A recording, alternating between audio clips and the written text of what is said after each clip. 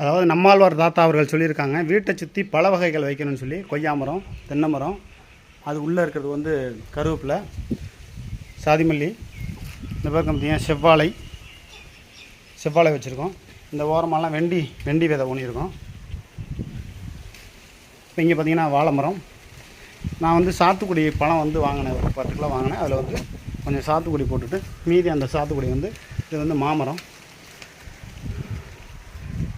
இது வந்து வாழை, எலுமிச்சை பக்கத்தில் ஒரு அடி குழி தோண்டிட்டேன்.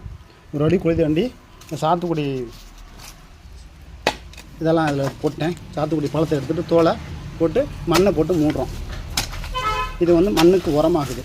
விவசாயிகள்லாம் இது மாதிரி பயன்படுத்தணும். வீட்டு அருகில் பல வகை கன்றுகளை வச்சு இவ்வளோ இயற்கை உரங்களை உருவாக்கணும் அப்படிங்கிறது தான் சொல்கிறேன். எல்லா விவசாயியும் பயன்படுத்துங்க. நன்றி, வணக்கம்.